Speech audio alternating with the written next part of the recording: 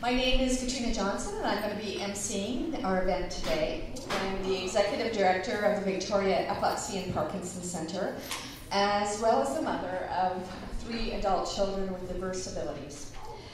We are here today to mark a day that recognizes the human and civil rights of persons with disabilities, International Persons with Disabilities Day, and to celebrate the role of the self-advocacy movement in the passage of the United Nations Convention on the Rights of Persons with Disabilities, which was ratified in Canada on March 11th, and interestingly is going to be taken up by the US Senate tomorrow.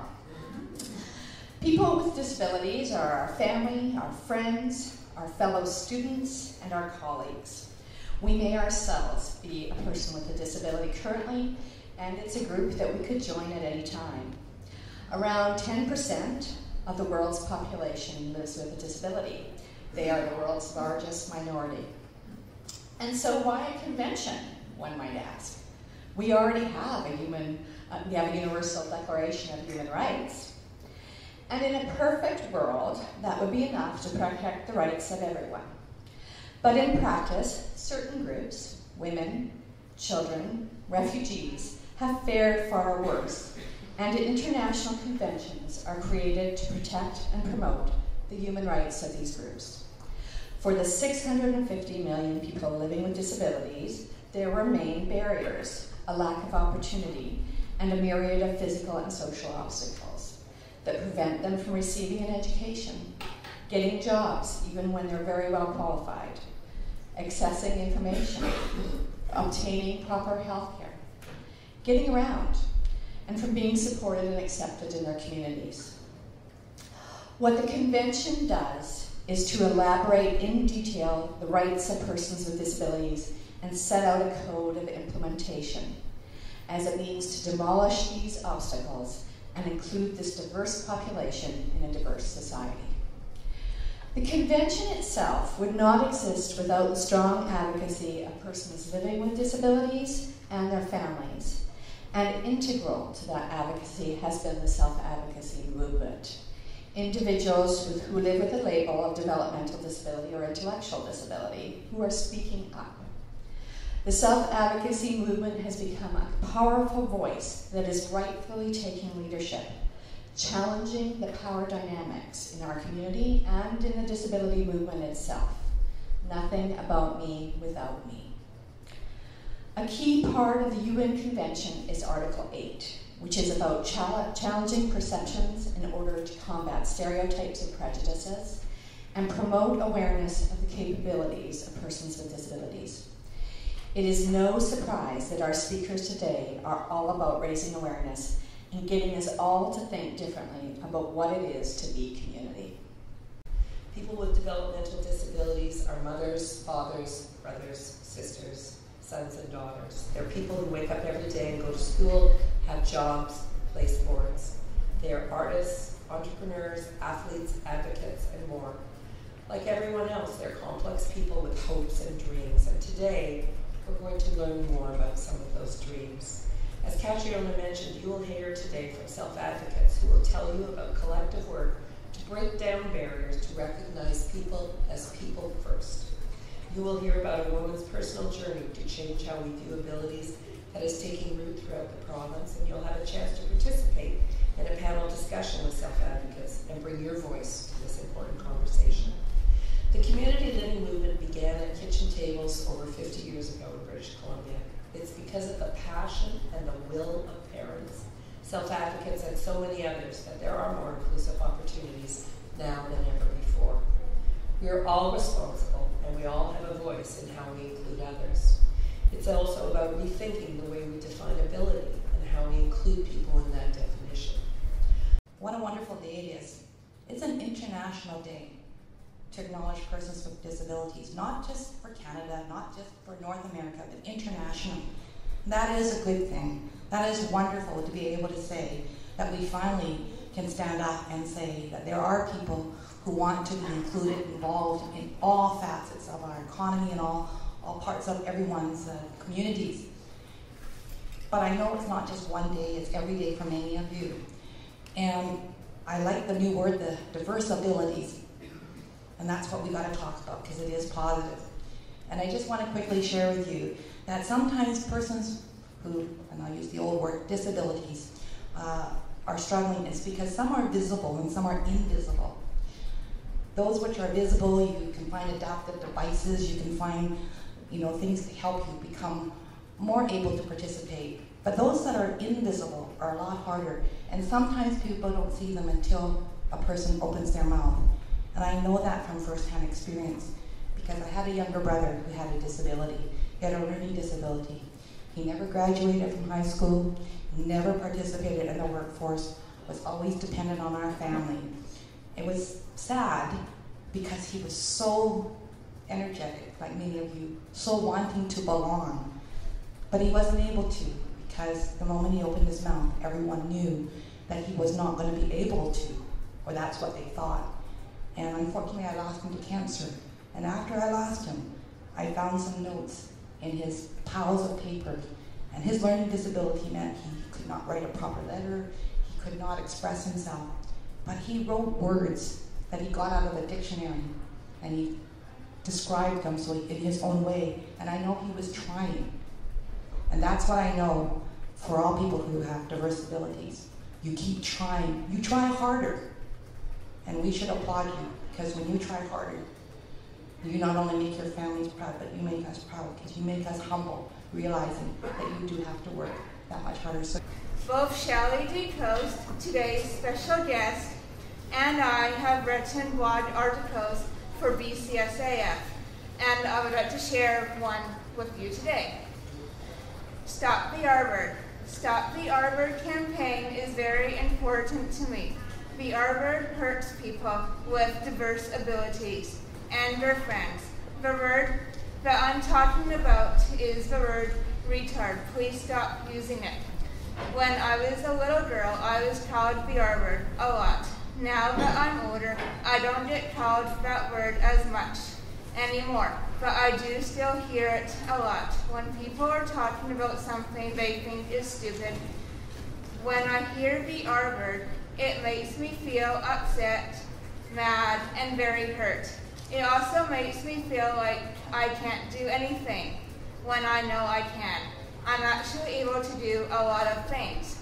Like, I love to travel, I have 2 jobs, I live in my own place. My goal is to change disabling to diversability, one community at a time. Now, you're probably going to ask me why. Try to change work. I've been wondering that myself. I keep saying, wow, it's me and my big mouth again. But no, actually, I'm trying to make it positive for people living with a label. I'm giving power back to people with the diversability and to show that, oh yes, we can. So when I think of the word disabled, I think of a broken down truck. Have you ever listened to a traffic report in Vancouver? There's disabled trucks all over the place.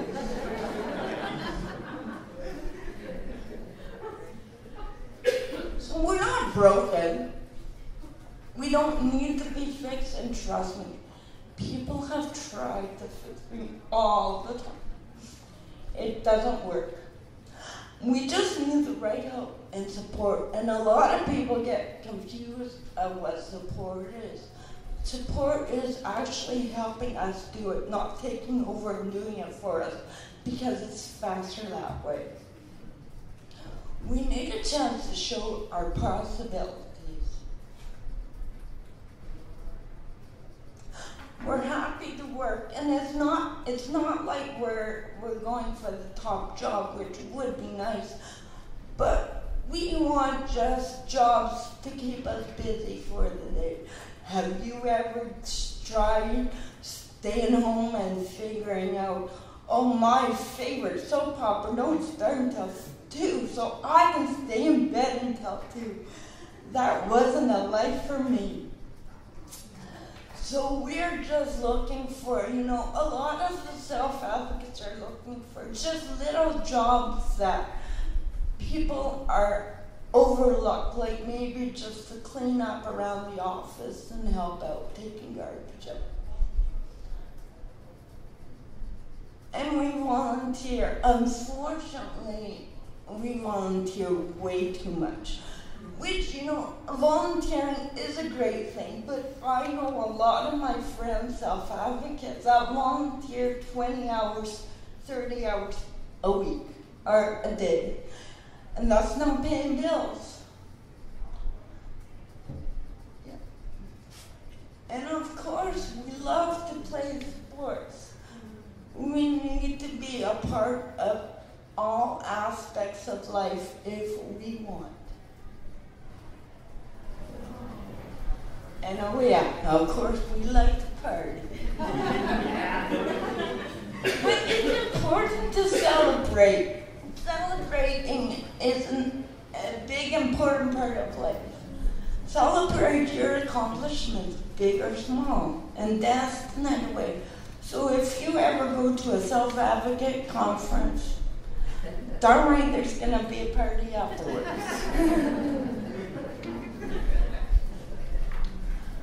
Don't you enjoy having a relationship? I know I do.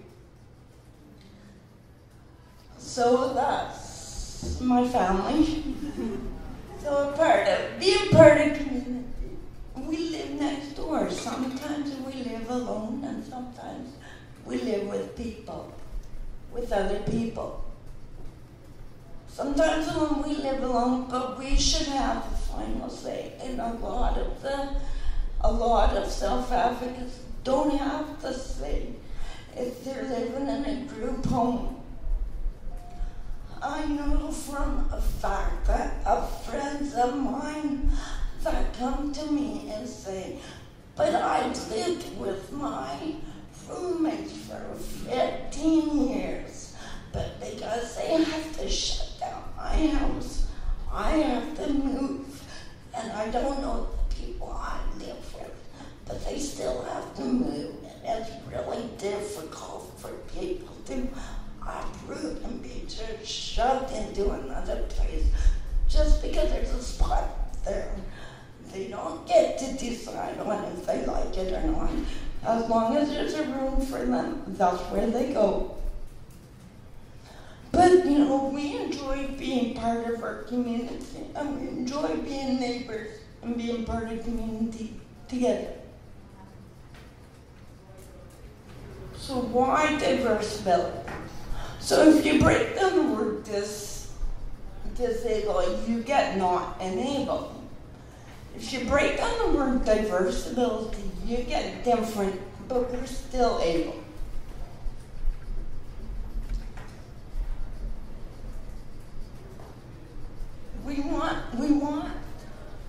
We are now recognized around the world. Maybe in the year 2013, it can be called University of Persons with Diversabilities. So the different words that we've already overcome. Retarded, mongoloid, mental, and reject. Yes, they are always being used a lot. They use a lot on the school playgrounds, but it isn't, hopefully, in a different context. So hopefully in the year 2013, the word disabled will go here, and it will be on a list of words that we don't use. People have accepted other cultures, but are still having a problem recognizing and valuing people with diverse abilities. All we want is to belong, be a part of community. We want to live, love, work, and play just like anyone else. You know, bills need to be paid, and living on social services doesn't pay all my bills. So a new beginning. To create a better understanding, we can do something as simple as changing our language.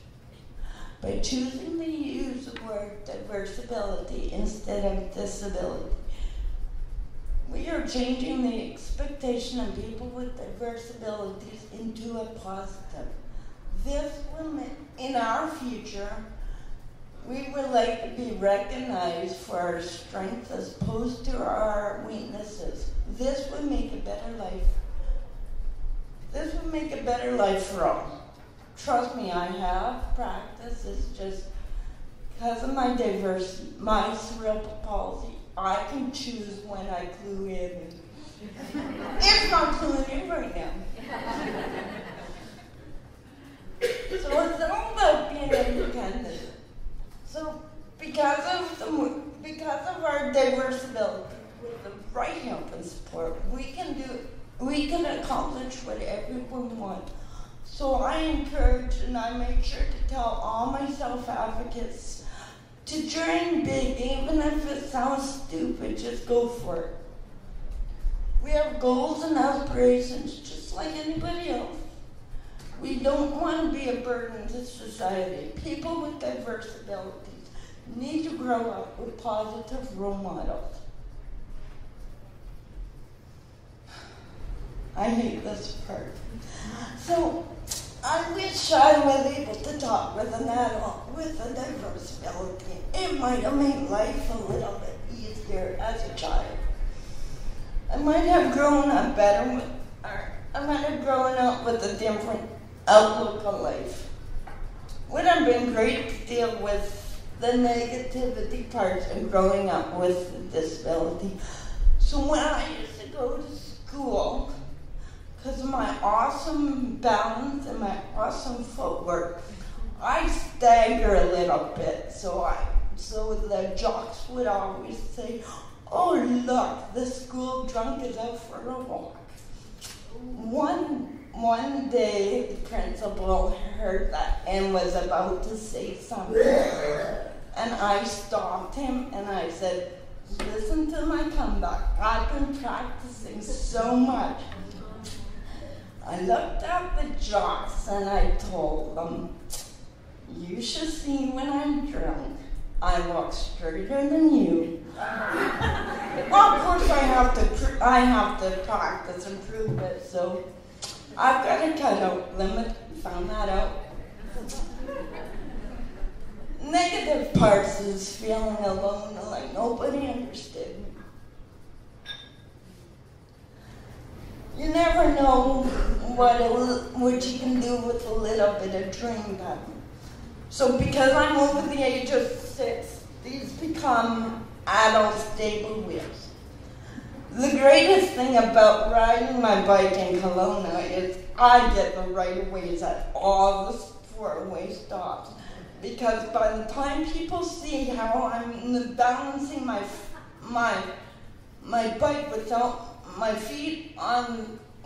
putting my feet on the ground, I'm standing on the bike. By the time people see my wheels on the sides, I've got my chance to make a beeline across the road.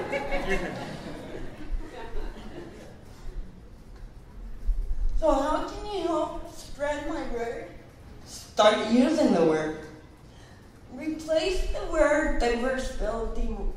Replace disability with diversability whenever you can. Ask self-advocates you work with if they can help. Tell your community leaders, your bosses, your MLA, and where is she? Hi. Hey, tell the guy next door, you never know, you might have a big mouth. I was wondering about that T-shirt on the front of your. Yeah. Thank you. So these are the T-shirts I've designed and had a graphic artist help me organize them. So I'm selling shirts and T-shirts for $15, extra louses are 20. And so yeah, come by and have a conversation and maybe support the cause. Sorry. Is that it? Can I leave now?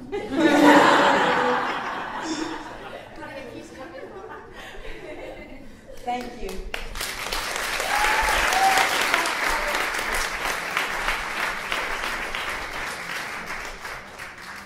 So I'm going to ask our panel to come up to the table now. So we get a little bit more of Sheenagh and Shelley, who you've had the pleasure of hearing already. So if I could ask the two of you to come out. And I'd also like to invite Michael Langridge and Michael Allen Newman to come up. And then maybe I'll ask the rest of the panel. All three of you are really involved with the self-advocacy movement in British Columbia. I know both at a local level that you're involved, as well as provincially, and maybe nationally and internationally as well. I don't know. Can you just talk a little bit about what the self-advocacy movement has meant to you? It's a big one, I know. Maybe last. Maybe why did you get involved with the self-advocacy movement? Maybe. Why did I get involved with self-advocacy? Just so I hated people thinking they knew what my struggles were better than me, and just because people have out certificates and I'm the doctor and I know better, well, I live with it, I know better. So I just want people to understand that, you know, just because watching me do something and everybody hold their breath and think, ooh, that's awkward. It's like, but I'm doing what I'm set out to do. You know, life is not a race, it's a process, and dealing with people with diversability, you really need to understand that we'll eventually get there. It might be painstaking to watch, but just people need to learn to know what the word support is. Support is helping, not taking over and then just putting your name to it. Michael or Sheenagh? Anything? Yeah, I'm going to go Mike and Michael. Okay. Is that okay? Okay. What's the question? Why did you get involved with the self-advocacy movement? What has it meant to you? The groups, you mean? Yeah, why? Because half my friends are Diversability. Deal with them every day, but I don't see them outside of it. And it's got involved because you look different at different people that you don't look at as a one person. One person might say that you're different, the other person say that you're a good person, but that's when get involved because it's trying to get your word out there, not just stay at home and do nothing all day. It's not really much fun. Okay. Sheenagh? I got involved basically to make new friends, to learn something new, and at the provincial level, I wanted to try something new in my life.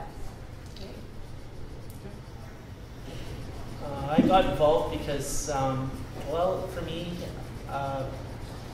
going to school, when I went to high school and elementary school, I graduated high school with a grade 2 education, having a learning disability. And when at that particular time, you were stuck in a classroom with a whole bunch of other diversability people, and you didn't get much an opportunity to learn anything. Later on in life, I decided to go do adult basic education. I did from grade 2 to grade 12 in a year and a half, and I realized that my experiences, I wasn't really alone, that there are other people that experience the same sort of issues and barriers and to me it is important that everybody has an opportunity to get their dreams, whatever they are, met.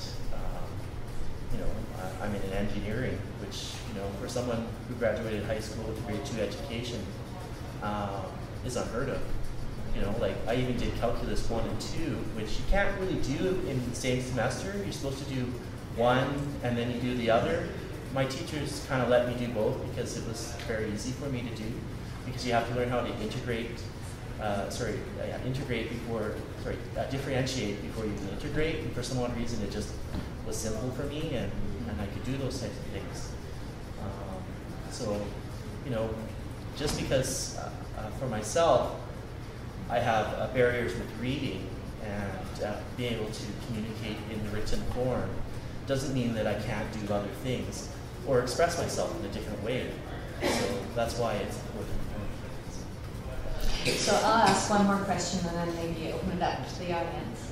So you're all involved in changing language and getting involved maybe with some legislation. When you think about where you want our community to be 5 years from now, what is that community going to look like? What are you working for?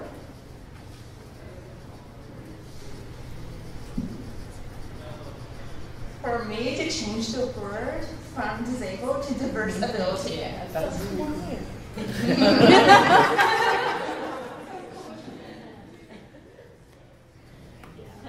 For me, Now I gotta bring my over again. I just want to work. I want to be able to pay my bills and not be guilty to buy things.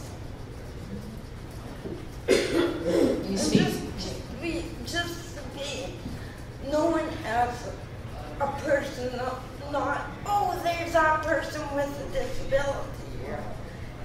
I just want to be noted as someone that works, pays my own bills, and afford to do things in my life that other people get the opportunity to do that. Where special needs people can get the same job as a normal person can without a disability. And when I was working as a dishwasher, I wasn't getting minimum pay because he thinks I can't do everything that the restaurant can do. So equality. Yeah. Mike, did you have anything to add?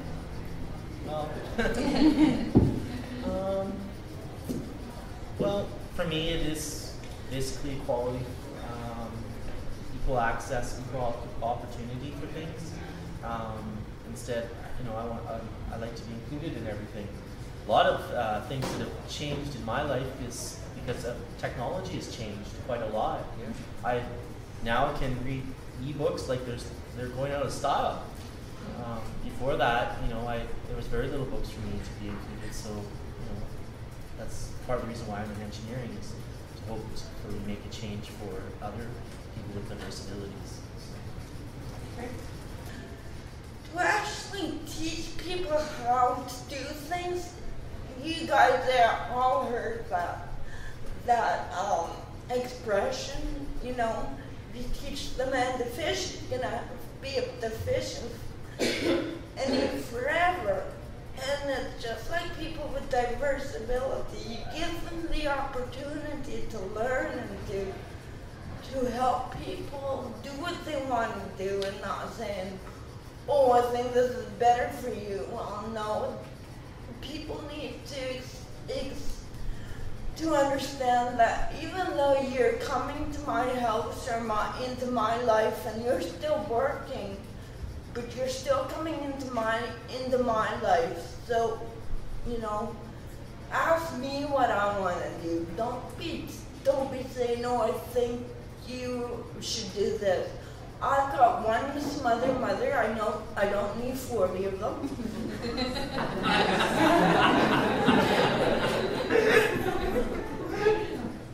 Anybody else answer that question? Piece of advice? Hopes and dreams. That's all I can say.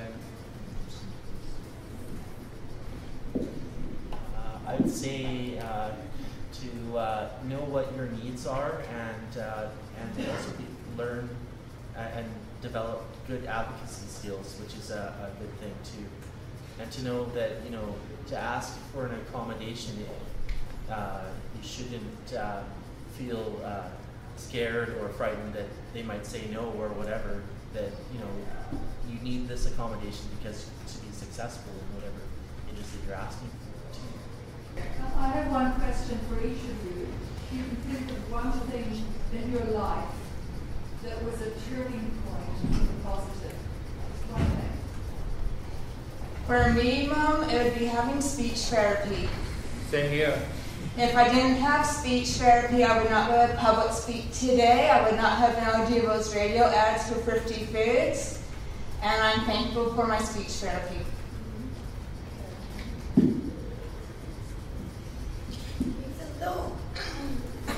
Even though I hated growing up and having to go to therapy, and every time I played, it was always therapy. So I guess I'm thankful for therapy because I can actually move a lot easier, even though it's still a group emotion. I can actually move and I can actually walk. So I guess I'm thankful for the dreaded therapy program. I'm thankful for having friends beside you that will stick with you all thick and thin and the bad times, and not just all the good times. Mike? I'm thankful for having a good family structure. Also, actually, I'm really thankful. I think mothers have a lot to play with, to do with disabled people. I think in a lot of ways, in my personal experience, especially with my mom.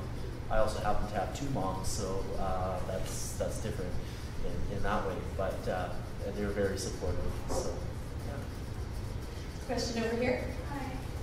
Are you guys still being called names? And if you are, how are you dealing with that? The question was, are they still being called names and how do they deal with it? No, I'm not. I think I'm getting called different names.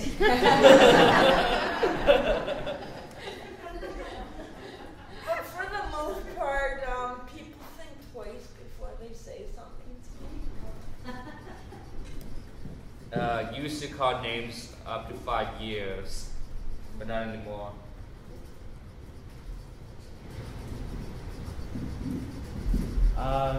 No, I don't get called many names anymore, but I do hear when instructors have issues around accommodations that they come up with different ways to express themselves. But other than that, that's about it, such as can't do it, but just because they don't want to wear a microphone or whatever. But other than that. So I guess that would be the only name that you could think that I can think of off the top of my head. Can't do it. So we're making some progress there, it sounds like. Yeah, so sometimes if you're not a good speller, if you don't express yourself, how do you guys deal with somebody who's really picky about those kinds of things? If you're not a good speller or something else, not a good talker, not a good dancer, whatever it is, how do you guys respond? Don't pay attention to them. Just don't pay attention. Go to a different site or something if it's on the internet. I usually like to joke around and tell them, so Einstein, what do you want me to do? I feel that if I can laugh at my diversability, it puts people at ease, and then they're more likely, hopefully, to talk to me a little more. So I use a lot of humor if people didn't know that. Mike, do you have any ideas?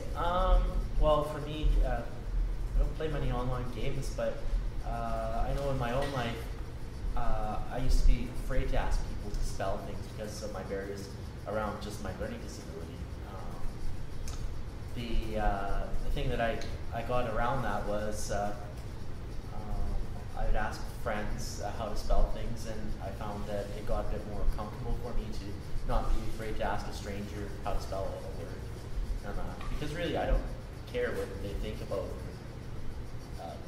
me. As long as I get what my needs are met, what does it matter in the long run? So that's all I can say about my own personal experiences. About students for disabilities, well, some things would be great is less requirement on the student to have to do things such as, we do a lot of paperwork. Like, we have to hand out, go to each instructor and introduce ourselves, which is fine. But, we have to fill out these forms to get the documents, and then we got to pick up the documents and all that sort of stuff. Exam accommodations or exam time, we have to fill out forms. It would be easy if the university just created a database and just gave a notification to the instructor, and then the student went to go talk to them, and they didn't have to fill out things for exams, paperwork, and those types of things. Getting our ebooks, because it's a lot of work going to university, and I find as a person who has diversabilities, you're going to school, it's double or triple the amount of time that you're putting in to school than the average non-disabled student, just to perform the same level of abilities. I think everybody at this table has been really forthright and really willing to be empowered and say, I'm a person with a diverse ability, and this is what I believe. But sometimes there's pressure being that person who will stand up and say, this is who I am. And I think that's the question is there pressure standing up and saying, I'm a person with a disability or diverse ability, and this is what I believe and what I want. Is there pressure there? Are you carrying more weight than presenting yourself? I think there needs to be some education for instructors and that, because I think they get a bit confused, because it's like I represent the whole group of disabled people or diverse disabled people, but I'm only one individual, and then they get my needs confused with the last person that they dealt with, and I'm not the last person, I'm an individual person. I'm not, like I can speak to my own experiences, but I can't speak to everybody else's experiences. Everybody has a very positive, great story to talk about. And I think it's important to understand the difference between me and the next person, because my needs are different in that way. I don't know if that answers your question. No, it does. What about the rest of you? Do you guys ever feel pressure being leaders, being out there sort of on stage? As she said, putting them on stage.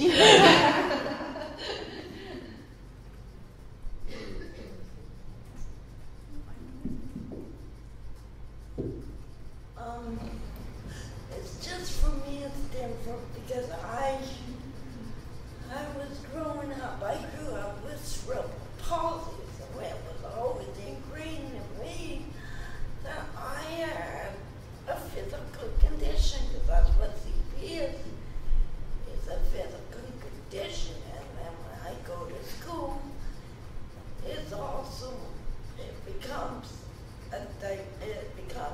not only a physical condition, because I have to, deal with the different movements and stuff, but then I've got a learning issue that I don't clue in as quick as I do, although I do clue in, but like I said, I decide when I clue in.